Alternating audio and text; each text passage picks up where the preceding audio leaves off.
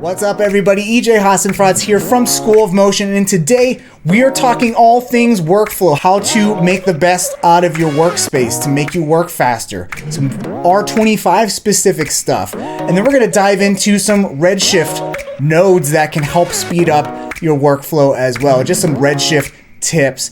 And we're all going to look through it through a lens, through a client project that I just recently wrapped up. And this workflow streamlined the heck out of it for me. And hopefully you find something useful that you can apply to your own workflow as well. This is a jam-packed tutorial. So I'm going to stop talking. Let's go and jump right in. All right, so let's start by squashing all of those repetitive tasks that we do every single time we open up a new project in Cinema 4D. You know what I'm talking about. When you go over to your render settings each and every time, and who the heck works at 720p? Usually want to work at, HD, maybe 24 frames per second. Maybe we want to render all frames by default. We want to change this manually. Also, we don't want to go into the save area and change this to EXR or whatever you want to do and change that to 32 bits. If you go into your format and change your compression, get into all that geeky stuff there, 16-bit floats, set all that up.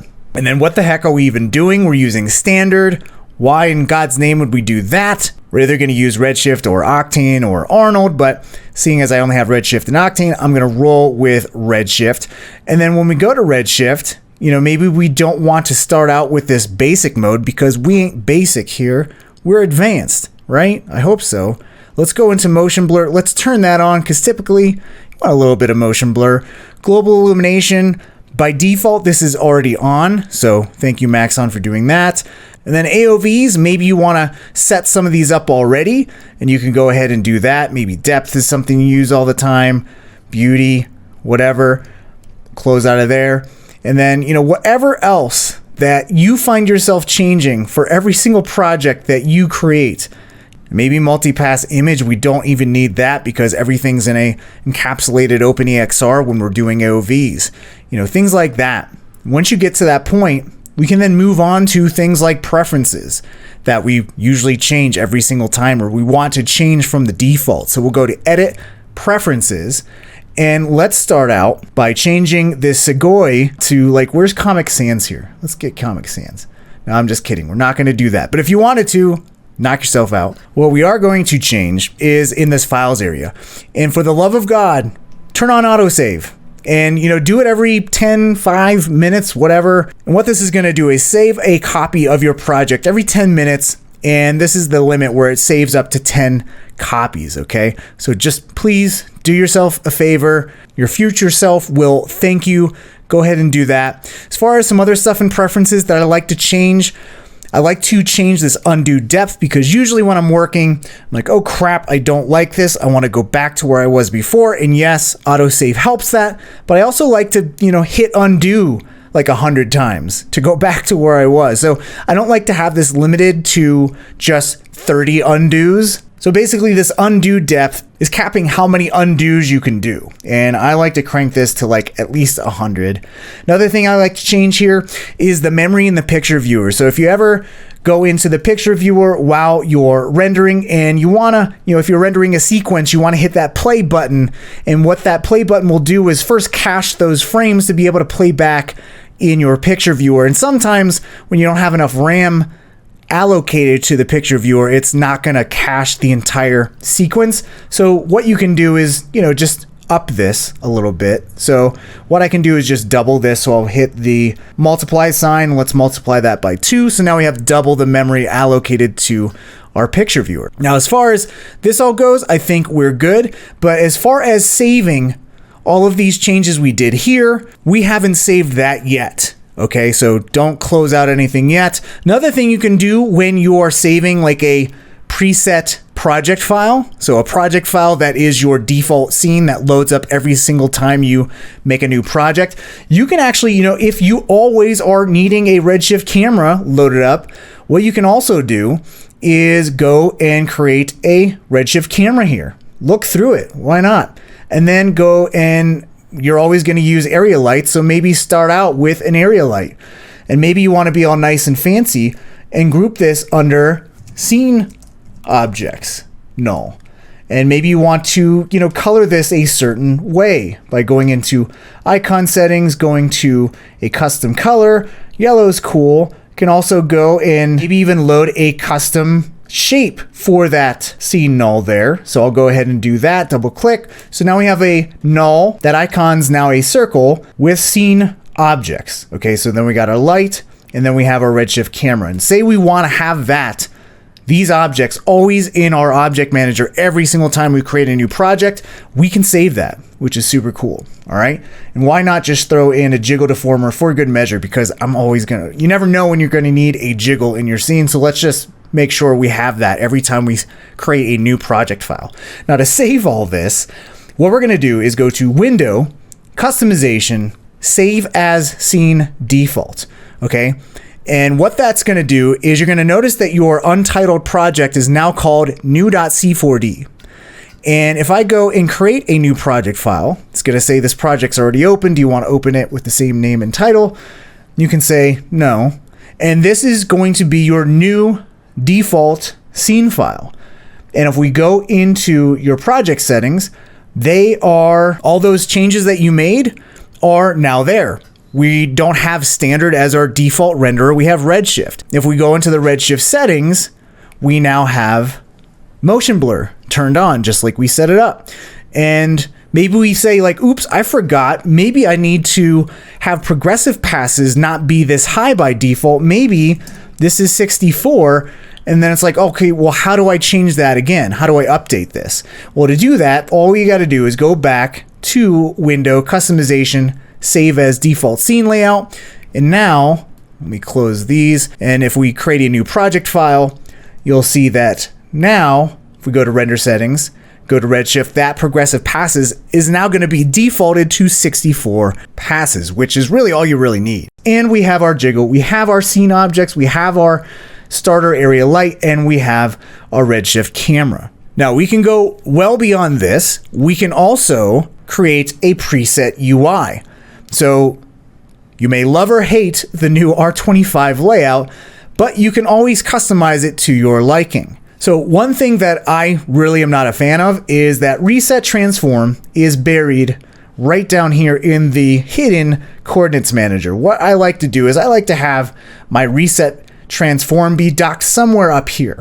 So to dock new icons to your UI, it's as simple as hitting Shift-C to bring up Commander. And actually, I really highly recommend that you just use the Commander to find all the things that you don't quite know are inside of R25, like Reset Transform. You might not even have known that it was hidden down there, but you're like, I'm looking for it. Where is it? Reset Transform, and there it is. And if we want to dock this to our UI, I'm just going to click and drag, and let's just place this, boom, right there in the middle. I like it right there. Another thing I like to use, and this is a shameless plug, is my Light Solo plugin, which you can get on iDesign.com/store. And basically, I like to dock this right next to the solo tools. And what does this do? This helps you solo lights so you can really dial in your lighting setup, okay? So maybe you're like, EJ, I don't like your shameless plug, get rid of your icon. Well, to do that, what we can do is go to Window, Customization, Customize Palettes, and now you'll be able to search for anything here and add it to your UI, like, of course, the jiggle deformer. Say you want to, add that right front and center right there. And maybe you want to get rid of my light solo object because you don't like my shilling. All you got to do is double click that icon to remove it from your UI. And get rid of all those other deformers because after all, we only need the jiggle deformer. If you close that out, everything will be locked. Now, of course, you can add a ton more tools to your menu. You can even slide these menus on the top and bottom here to your liking and actually save this whole layout that you have customized by going up to this plus sign and then just going to save layout as, or if you want to save this as the startup layout, you can go ahead and do that. But I'm just going to go to save startup layout as, and this is of course going to be the jiggle preset because we only have the jiggle. And now you'll see there's our jiggle UI preset, I went ahead and created a Redshift one that has the Redshift render view docked here. Now, one thing you might be asking is, how did I get render settings in my picture viewer docked as a tab in my viewport? Well, it's very easy. I'm just going to demonstrate by adding the Redshift shader graph editor here to my scene. So let's go ahead and let's create a Redshift material so you can see, okay, there's my shader graph. And if you want to dock this Redshift shader graph as a tab, and we're going to click and hold on this hamburger icon, and let's just say we wanted to dock this, say, in this menu here, all you got to do is hover over this little hamburger icon and release your mouse, and boom, we now have this Redshift shader graph tab there. If I want to move this to the side, I can just click and drag that hamburger. Maybe I want it to the right of the picture viewer tab. You can go ahead and do that. If I want to move this picture viewer tab to right next to the view, I can go ahead and do that. And if I want to get rid of this altogether, I can right click, undock, and just close out my picture viewer. Maybe if I want to get rid of my Redshift shader graph, I can go ahead and do that. And then go back to my save layout as, and save it as whatever. Or if you want to get back to where you originally started from, go to Redshift user, which is the Redshift UI layout that I created myself. Or if you just want to go back to the plain old startup layout that Cinema 4D ships with, you can just go to startup user. Also, if you want to go back to the layout during circa R23, go up to this new layout switch, turn it off, and go to standard. And you'll see that now the icons, while updated, are aligned to where it was in version R23 and below. But I'm just going to turn on the new layout and go back to my Redshift user layout. So those are some ways that you can customize your layout, customize your render settings and your preferences so you can work smarter, not harder. Again, we have our autosave on, looking good. We have our Redshift set as the default renderer, and we have a lot more windows docked to our UI for easy access. So in addition to creating your own custom default scene file and your own custom UI, in R25, you can now create a preset for literally anything with a parameter. Well, what does that mean? Well, if you're using Redshift or whatever renderer you're using, you typically want a camera, right? Cameras are kind of important. I'm just going to go ahead and look through that. And instead of always going into your object tab and changing that default focal length, and yes, there's a joke where it's like, yes, did you know that you can change this default focal length? Well, yes, you can. And if you find yourself using, say, 75mm lenses a lot and really digging that style, or if you have a project where you're only using 75mm lenses, you can totally change that. And let's just say you also find yourself turning on the grid on your camera just to, build a nice solid composition here, all that good stuff. And let's just say you do that every time for your camera, okay? And let's just say with Redshift cameras in particular, you like to also make sure that bokeh's on. Like, you always want bokeh turned on when you have a Redshift camera.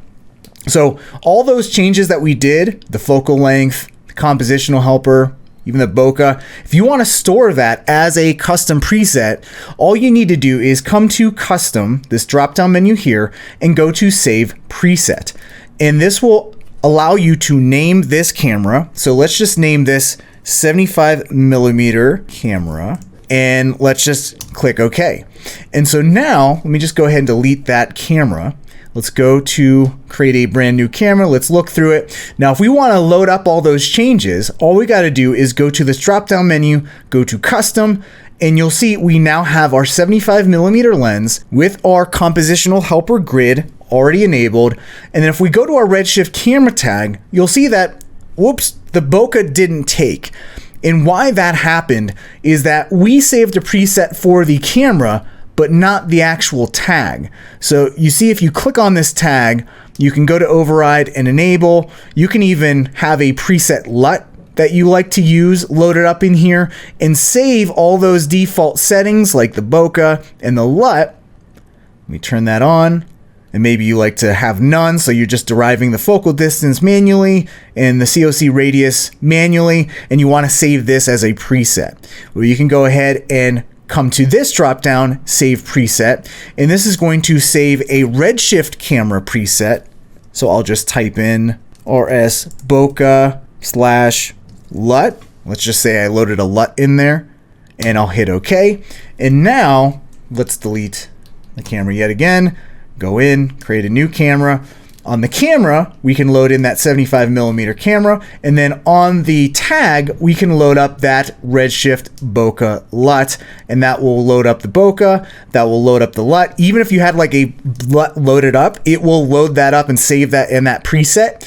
And so this is really cool. With a couple clicks, you can set up your own custom layout. Now, let's just say on this camera, maybe I want to have, like, I deal with isometric views a lot. So maybe I want a focal length of 200 by default. What I can do is go ahead, come back into the custom, save another preset, and this is my 200mm lens, and click OK. And now I can switch between my 200 and my 75 here with just a little drop down here.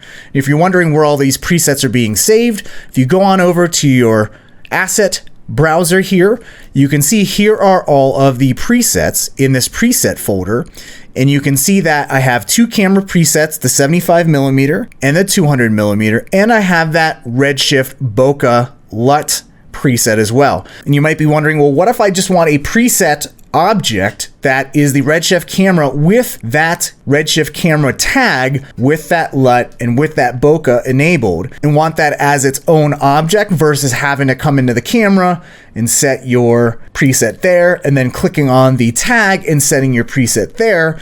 Well, if you want to do that, just select both the camera and the tag and just drag and drop it into the asset manager under the presets, and here you can save an asset. And so I will just name this Redshift camera 200mm bokeh. Or actually, it's bokeh. I just learned that bokeh is the right way to do it because it's Japanese. It's like Kobe beef, not Kobe beef. So it's bokeh, not bokeh. Okay, bokeh. All right, let's save that out.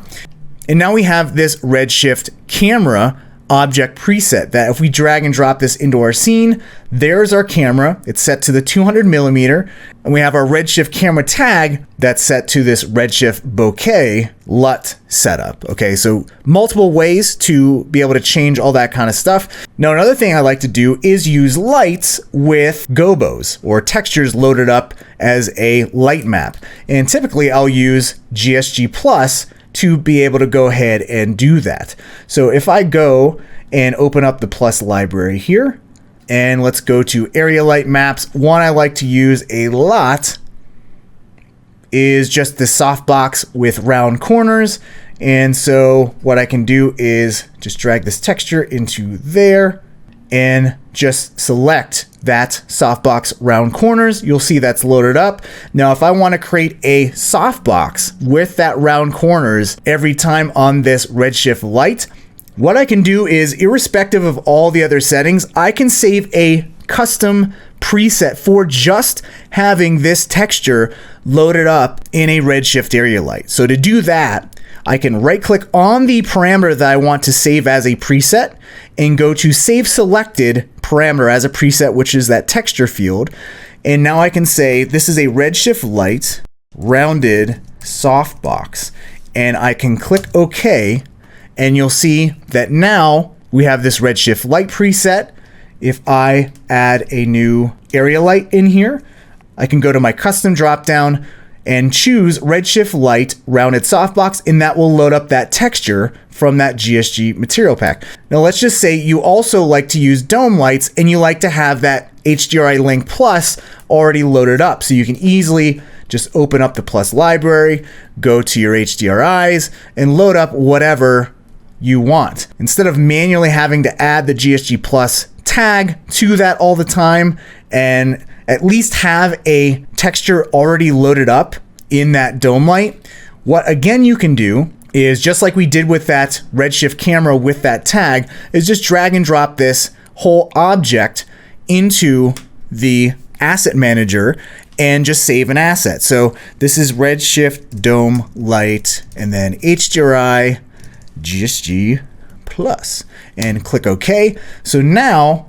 we can delete that dome light, and here's that new dome light asset. Just drag and drop that in there and you'll see there's our dome light, our Redshift dome light, and it's already got the GSG HDRI link tag. So we can go into here and say load up another HDRI here, whatever HDRI we want, and that will then go ahead and update in that texture field. So this whole preset workflow is pretty incredible to streamlining your workflow, especially when you find yourself working with a lot of custom settings a lot. Like I know I use 200mm cameras a lot, and instead of having to manually set that up every time, especially with the compositional helper, I can just build a big preset library with all the different type of millimeter cameras I have with whatever kind of presets I want, especially with the bokeh stuff for the Redshift camera, and can just be flying through my workflows.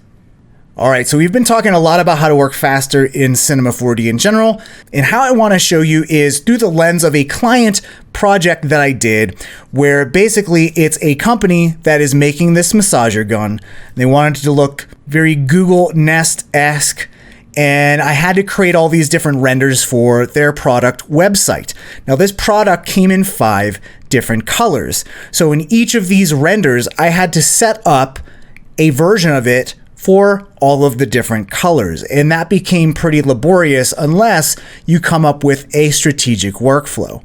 And basically what I'm going to show you today is how I use the power of Redshift and the Redshift nodes, as well as Cinema 4D takes and layers to make the process of iterating off of a single project file very, very easy. We're talking using a single project file to render out like 15 different renders, okay? So the first task was I had this initial scene here that was just going to be a still, and I had to set this up with all of the different colors.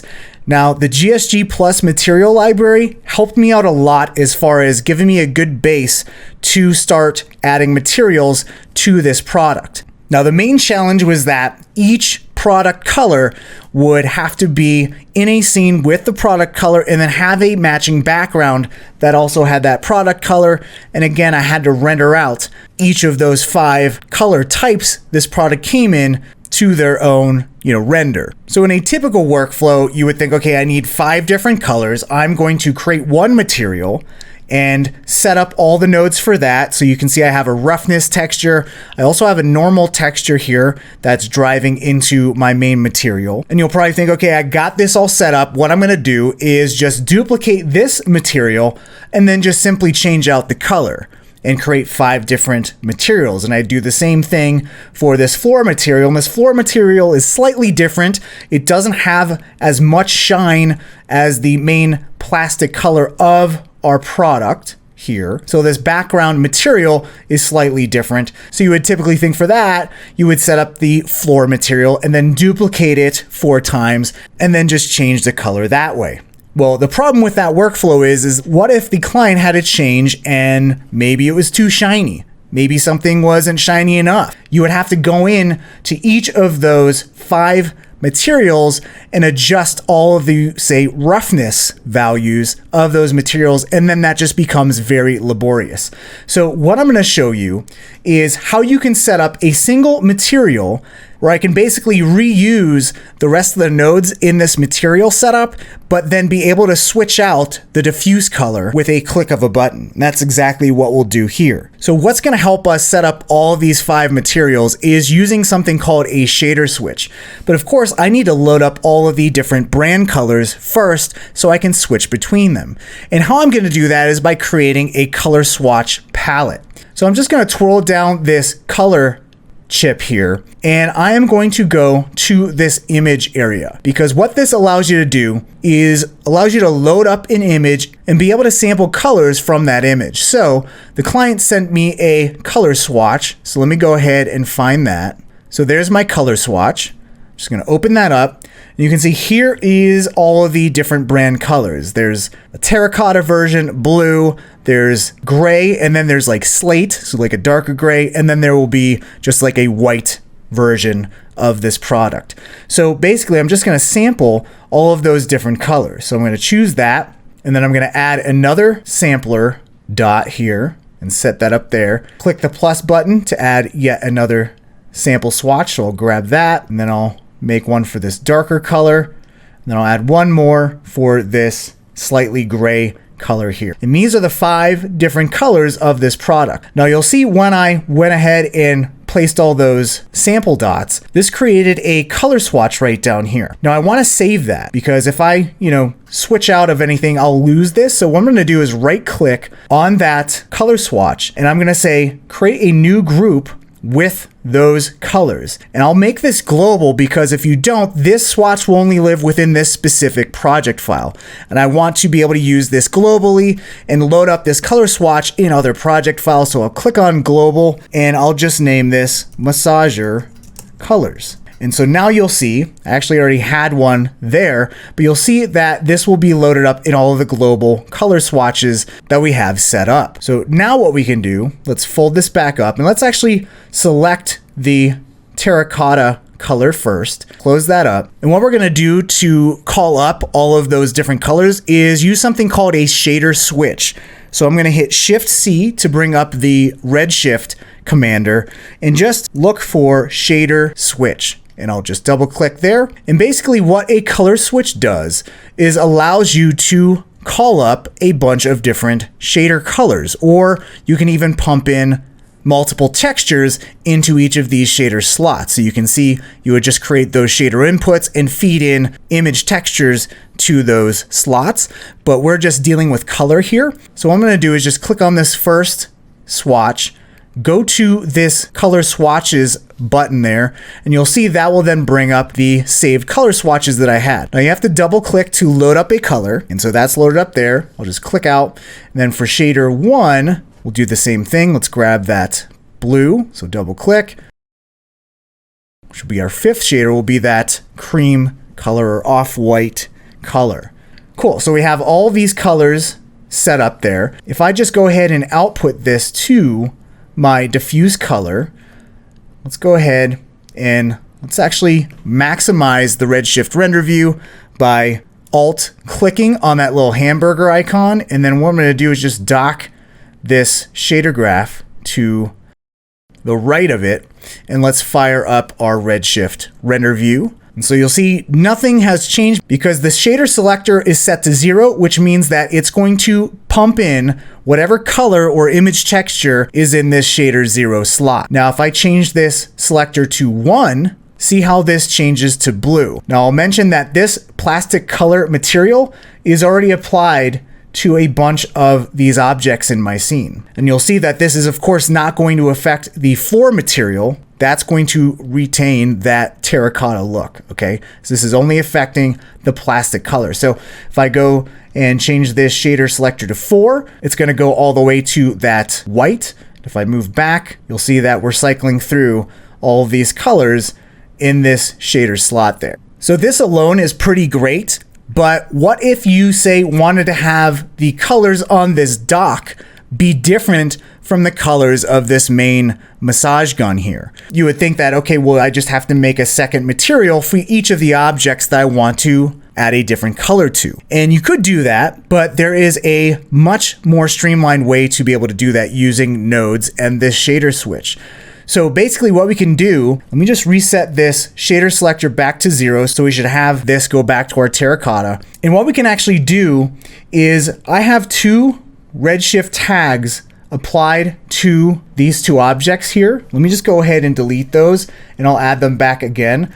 So right click, Redshift tags, Redshift object tag. And what I'm going to do is navigate to the object ID and click override. And what we can actually do is have whatever object ID we have in either of these tags, and we can actually have that drive the shader selector. So how do we go about having this object ID in the Redshift object tag drive the shader selector and therefore driving which colors applied to a object with this Redshift object tag applied to it? So what I'm going to call up to load up that object ID information is a Redshift integer user data node. So that's a mouthful. Let me hit Shift C and let's just look up integer and there is the integer user data. I'll double click twice.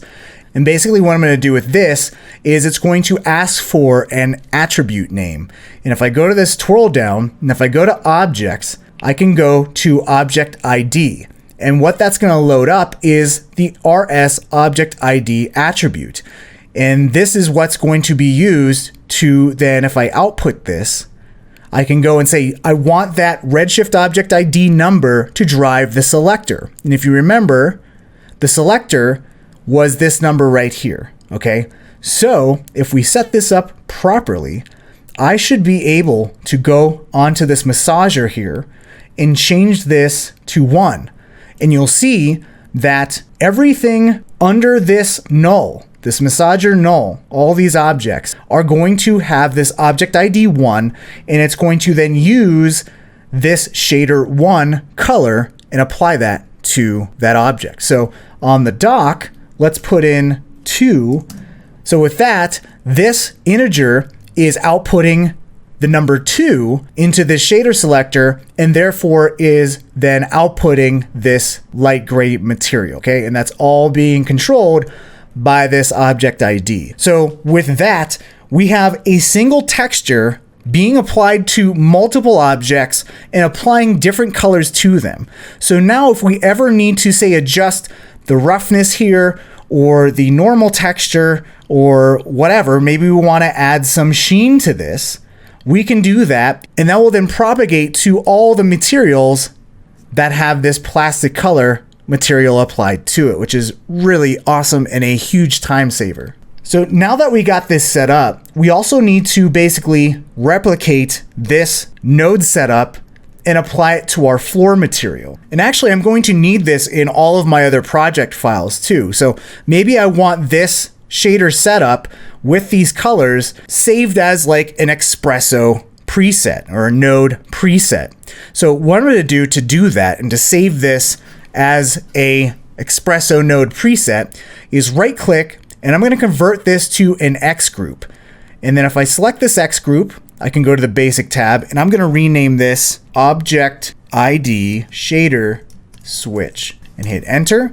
So to save this X group as a node preset, what I need to do is just right click on any object in my scene, and I can even type in this filter here and just type in espresso, and that will bring me to my programming tags, and there's the espresso and there's the espresso tag. And then what I need to do in this espresso editor is Command or Control click and drag that X group into this espresso editor. And with this loaded up in this espresso editor, what I need to do is create an X pool. X pool is basically just the name of an espresso node preset. You can see I got this already in here, so I'm going to go ahead and delete that. I'll delete that Redshift preset there. And so what I'm going to do to create an X pool is go to Edit, Create Pool. And this is going to be basically the name of your collection of presets. So if you know you're creating multiple Redshift presets, what you can do is just name this the name of your node preset. So this can just be Redshift node presets, hit save, and this will create this Redshift node preset X pool folder. And then I can just simply drag and drop that X group underneath that Redshift node preset button, and you'll see there is the name of this X group, and there's the 2 nodes that are inside it. So what I can do now is I already have this set up in my plastic material.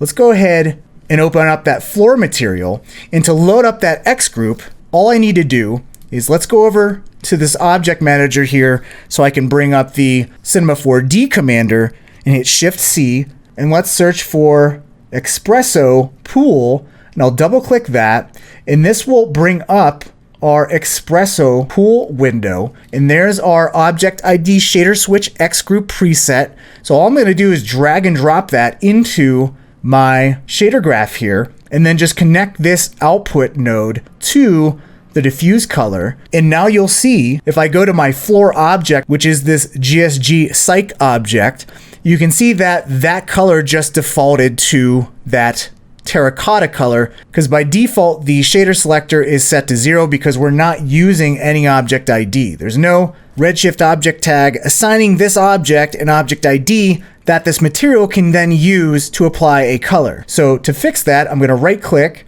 go to Redshift tags, go to Redshift object tag. In the object ID tab, I'm going to override. And now if I adjust this object ID, you can see that now this integer is looking at the Redshift object ID of this object that has that material applied to it. And now I can simply adjust the object ID here. And I can even select all of these Redshift object tags and say, you know what, go back to 0, or control them all, go back to 1. So you can see how building this out, I can easily just change the color of any object using this material with just selecting the object ID of these Redshift object tags. And you could, of course, create some custom user data to adjust this stuff too.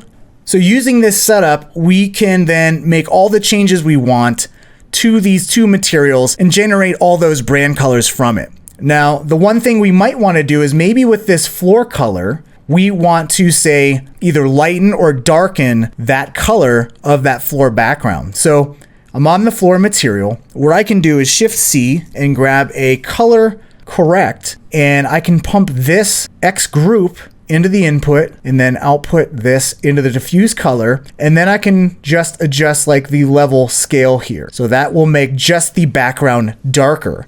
So everything else is intact. I can still change the object ID here, and you'll see that that will then propagate through all the objects that have these two materials applied to it. And then this floor material just has a darker color. I can even darken that further if I really want to. So one thing to keep in mind, if I go back to my original Redshift user setup, is that while you'll see those color changes from that Redshift shader switch happen and update in the Redshift render view, you will not see that happening in your viewport view. Okay, for some reason it won't update there, but it will update in your render view. So when you do this shader switch setup, you'll just have to make sure your Redshift render view is fired up to see those changes. So one of the tasks that I had with this client was I needed to render out a still with this massager gun in multiple positions. So one where it's docked, one where it's kind of leaning on the dock, one where it's standing up straight facing towards us, and one where it's standing up straight facing away from us. And by the way, each of those poses needed to be rendered out in all 5 of those colors that we set up in our shader switch. So you might be thinking like, okay, do I have to create separate project files? Like, how do I even isolate each of these objects to render out just one pose? Do I play around with the stoplights and turn them off that way? And I'm going to say no, no, and no. We're going to do things a much easier way here, and we're going to use a combination of layers and takes. Okay, so let's start out with layers. So what layers can do is help us isolate and turn off different groups of objects that are assigned to that layer. So if you've never used layers before, let me just go ahead, and here is the layers window. You can see that we have some GSG layers already in here that were created because I'm using some GSG products in my scene. But if I want to create a new layer and have a new layer for each of these different states, the lay down, stand and rotate, and the docked, just going to click this plus button. Got a nice light purple here. I'm just going to name this lay down. And what I'm going to do to add all of these objects underneath this massager lay down null to this layer and assign it to this layer is to click and drag on this layer and hold the controller command key down, release my mouse, and that's going to add that parent and all of the children objects to that layer. Now let me just undo that. If I was to just, without any modifier key, click and drag, it's only going to add that object that I dragged that layer onto to that layer. So again, hold down the controller command key down, and you'll see that that will add all of the objects that are children and assign it to that layer. So what can we do with a layer? What are all these icons? Well, I'm glad you asked. Well, this first one is the solo button, and this is insanely helpful. Think about crazy complex scenes. You want to just isolate a few objects. This is how you do it. Assign those objects to a layer, hit that solo button, and you can do all the edits that you want with that object soloed. Another thing is this is the viewport view. So if I poke the eye, that's going to not show up in our viewport. And if I don't want this layer group to render, I can click this render button. You'll see, boom, that object will not render. I'll turn both of those on. This is if this is visible in the object manager. So there's my layer. If I click this, you'll see that it'll disappear from my object manager. Okay, so that's very handy too if you want to clean up your object manager. This lock button will lock all the objects. You'll see I can't select any of these objects now. So that's also handy, especially for rigging workflows. This next button will turn off animation. There's no animation on this layer, so it's not going to do anything. But if you had animation and you click this button, you would turn off that animation.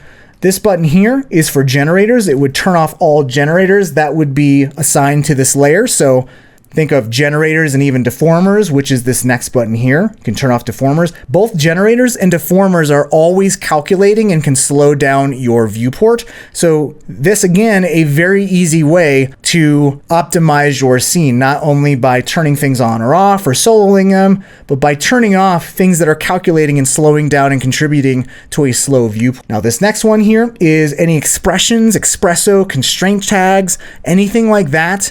This will toggle all those kind of expression-based functions on or off. And then this last one is for XRefs. If you have XRefs assigned to this layer, it can toggle them on or off as well. So really handy. I hope if you're not using layers, you're sold now.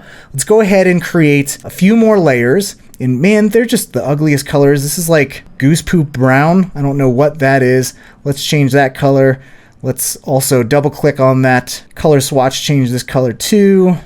And let's get obnoxious pink. Whoops, that's a little close to my red. Let's go teal or green. Sure, there we go. And this, let's make a little more purpley. Something like that. Nice and bright. So this layer, let's go ahead and this will be stand. So again, holding the control key down, dragging and dropping on that massager stand. And because I hold the control key down, it's going to assign all the children object to that layer. Let's double click here, control, or command, click or drag, and there we got all of these objects assigned to that layer. So on the stand, rotate, and docked, I can just click and drag downwards and turn off visibility in the viewport and the render, and you can see that we're only left with the lay down version of this massager, and we can basically, render this out. But again, we have to render out all the different colors in this pose as well as all the other poses. So we're talking 4 times 5. That's 20 different renders we need to make. And I'm going to show you a way where we can actually create all of those different combinations within this single project using something called takes. So takes you can think of as different project versions within a single project. So like project inception. So let's just go to the take manager here.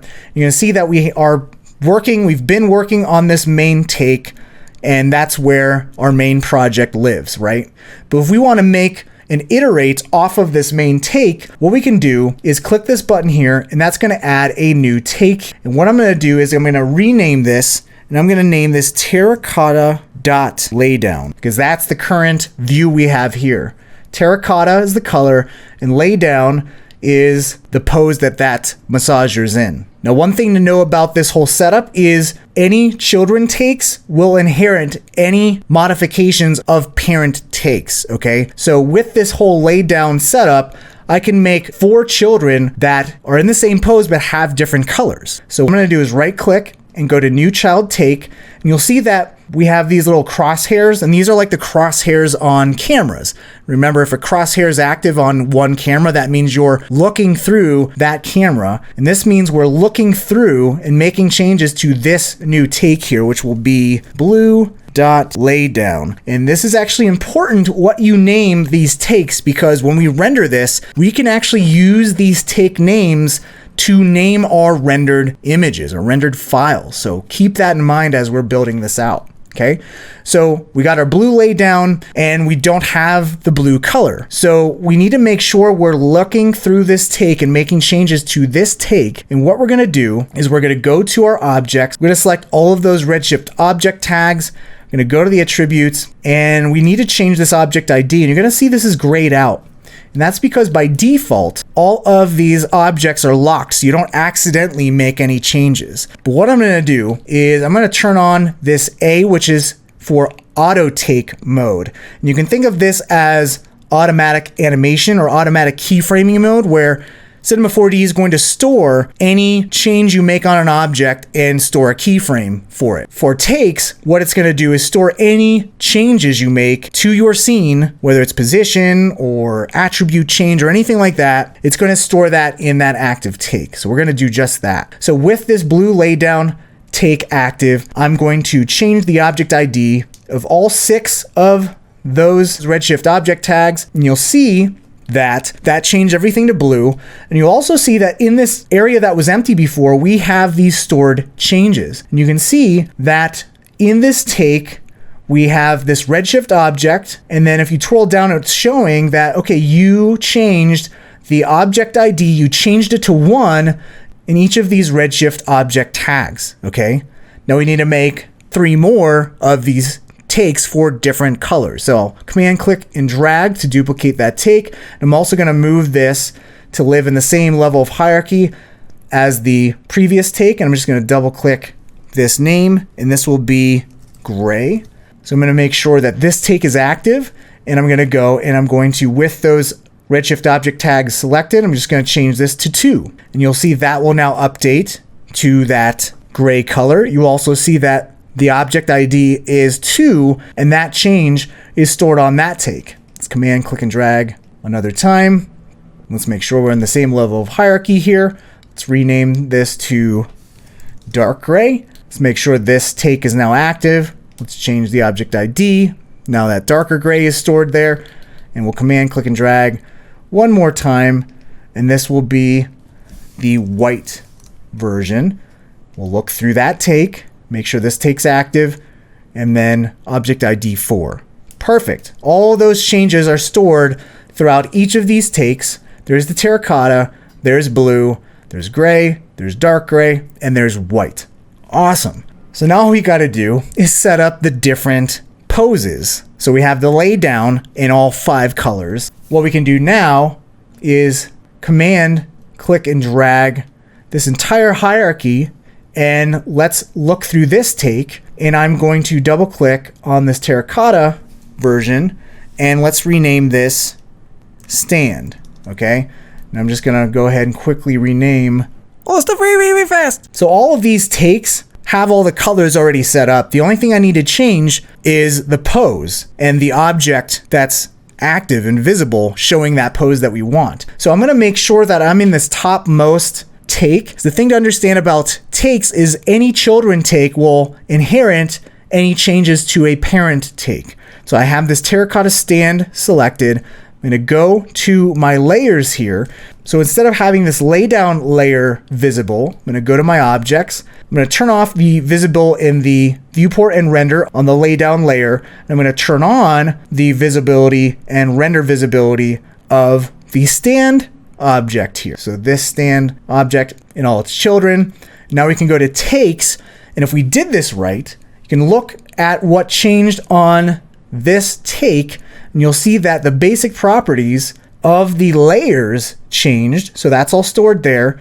And now if we look through all of the other children takes, you'll see that that change on that parent propagates down to the children, and this has that layer with the standing massager gun visible, and that has all the colors applied to it. So this makes things super easy to iterate and create all those different versions. So I'm just going to go ahead and quickly set up all these other takes. I'm going to make sure I'm active on the stand rotate and make that layer of that object visible. And now we'll make sure that this propagated through all of the children. It did. And now command click and drag to duplicate this one last time. And this isn't sped up at all. This is really how fast I work. Now the cool thing about having all these takes and understanding the hierarchy here is that, say the client's like, you know what, I need to have more shine. Make this product more shiny. What we can do is be like, okay, that's fine. We're gonna go to the main take that is our main project. And we're gonna look through that, we're gonna make that active. going to go to this material. And again, because we have this color switch and everything, this is going to propagate. Any changes we make is going to propagate through all the objects we have this single material applied to. And maybe they want more coating. They want some more shine to their product. So I'll go to the coating and increase the weight of that. And so we got a much shinier object. Let's make a little bit more roughness here. So a shinier, sheenier massage gun. And because we made that change to the topmost take, it's going to propagate through all of the child takes. So that sheen, that coating, will go through all of the different takes here. So such a super smart way to work. You can see if I am in this take and I look at my coating, you'll see all those settings propagated down through these children takes. And this just allows for a ton of flexibility. And because we set up our materials with that color switch, we can even change out the roughness and whatever. And all those changes we can quickly update for our client and say that it took a very long time, when in reality, wink, wink, it really didn't. Okay, so we set up all these takes. Let's go to render all of these different takes. So let's go bring up our render settings here. And one of the things that I ran into that was a huge pain in the butt was I was collaborating on this project with another artist, and we both were working from a shared Dropbox folder. Problem is, I was on PC, they were on Mac, and so our drive letters were not the same. And this could create a whole lot of trouble when it comes to render time. But the nice thing about takes is you also have something called render tokens. In render tokens, basically if I delete this file, if I were to just render out this right now and name this render, this would render out this main take in the same folder as my C4D file. So right here, this is my layers file that I have open right now. If I were to have this render setting here, I would render out just right here. And I can even just render real quick. Just render to picture viewer. You're gonna see it's gonna be named render PNG, and this is where the file will show up. Now, what if we actually wanted to render all of our files to a predetermined render folder that's not in this same folder of our project file? What if we wanted to render in a render folder that's outside of that folder that has our project file? And say we have a bunch of different versions and we all want all these project files to render to this render folder. What you would think you would do is go to your render settings and you'd actually just find that render folder and say, okay, render there. But again, the problem is you're using that Dropbox file path. And again, if you're doing and you're collaborating, especially with someone on a Mac, and the problem is that the person you're working with might not have their Dropbox on the same drive letter, even if they're working with PC or Mac or whatever. So you don't want to do that. But what if I wanted to render this outside of the folder that this project file is, and maybe be like a file level up or a level up in the folder structure? So you can see I already have a render folder here. But if I wanted to say create a renders folder, a level up, and out of that layers folder that I was just in and my project files in, what I can do is I'm going to hit the period key twice. And what this is going to tell Cinema 4D, if I go and / that, is save this render file in a folder a level up from the current folder we're in. So with that double dot and / if I render this again and then go back to my Explorer here, I'm going to go back a level and we should see a render image show up right here. And there we are. So the double dot / is super important. So if we wanted to create a render folder outside of all of these project files here, we could totally do that. So let me just delete this render file here. Let's go to our render settings. And what we're going to do is we can say double dot _ render, do another / And what this is going to do is go up a level, create a folder named _ render, and render that individual PNG. Okay. But we don't just want to render out an individual PNG. We want to render out each of these takes. And actually, we don't need this main take. We just want all of the takes underneath it. So what I'm going to do is click and drag down and throw a checkbox and activate those checkboxes next to all the takes I want to render. And what I can do is use something called render tokens, which live right in this drop down here. And what this allows you to do is name a render file after any attribute here, like a take name. Okay, so that means that instead of render.png that we had before, we can render it as terracotta.laydown.png, blue.laydown.png. And you'll see this is going to be represented as this $ take. And this might not make a lot of sense right now, but when we go to render this out, we'll see all of these different take names rendered out in that underscore render folder. Now we can take this one step further and say, you know what? I also, when I render this, have a folder created named after the laydown, all these different poses, and have all of these different takes rendered into those individual pose folders. Well, what we can do is actually create multiple render settings for each of those different positions. So I can do, and right click, go new child. I can rename this laydown. I can command click and drag, name this stand, command click and drag, name this stand.rotate.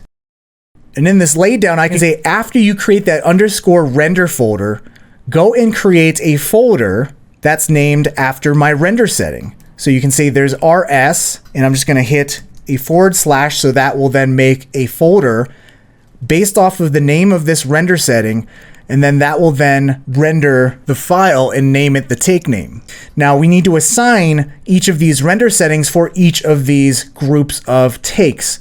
So right here, I can say, okay, this terracotta laydown, use the laydown render setting. And for the children, they'll just automatically inherit from parent.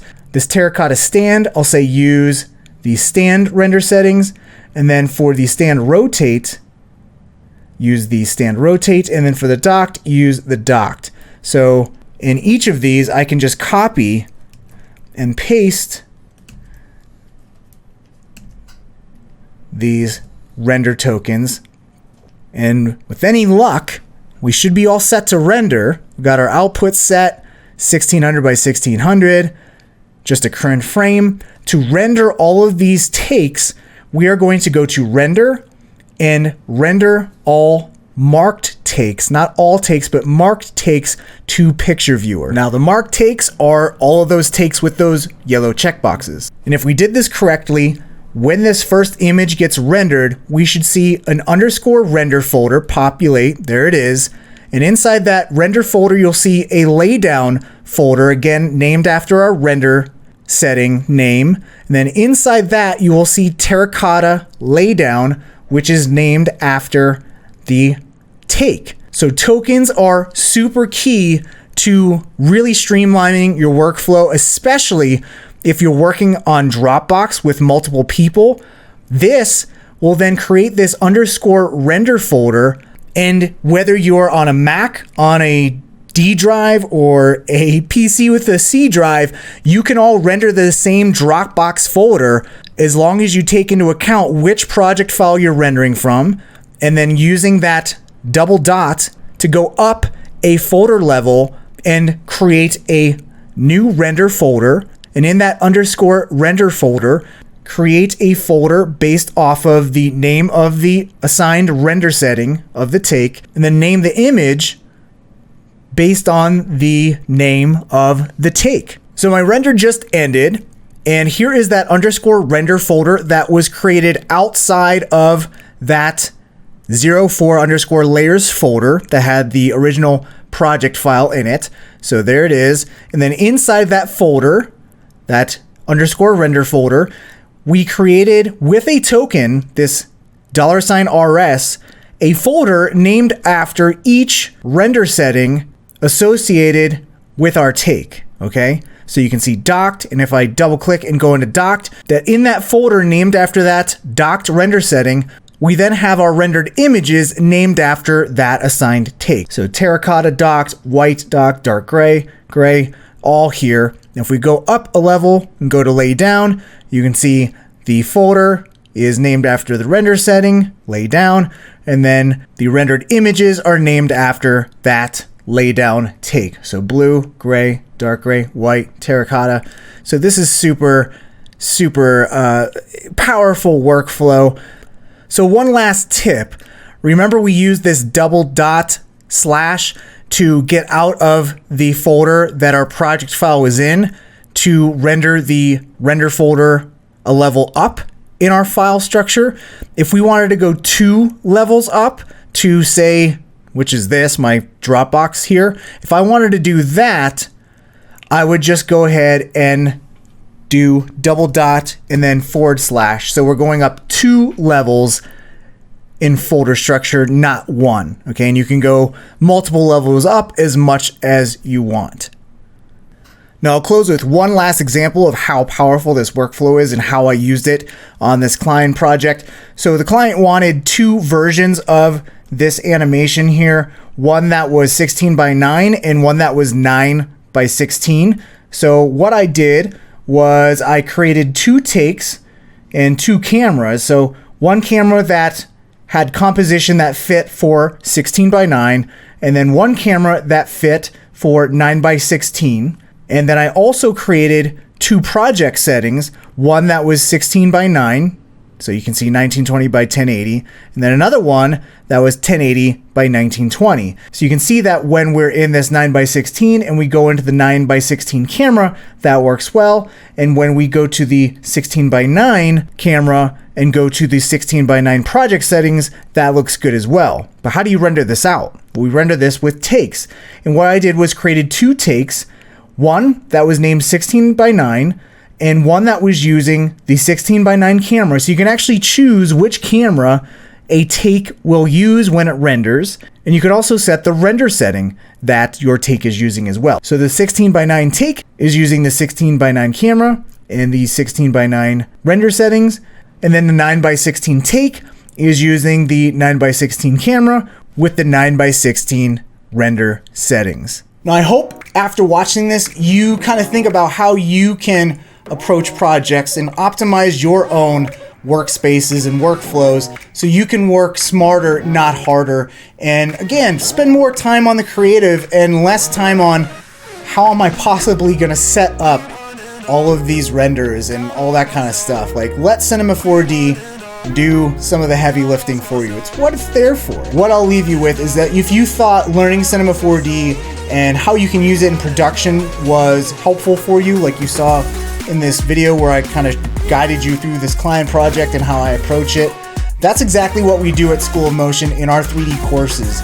We're going to show you real-world applications of how to use the software. We're not just teaching you the tool, we're teaching you the right way to use it and setting you up for success and saving time. So I hope you'll check us out. Got a lot of free tutorials and content over there as well. But thank you so much. Again, my name is Hassenfratz and I just hit my microphone. It's getting late. Thank you so much for watching. Hope to see you in another video real soon.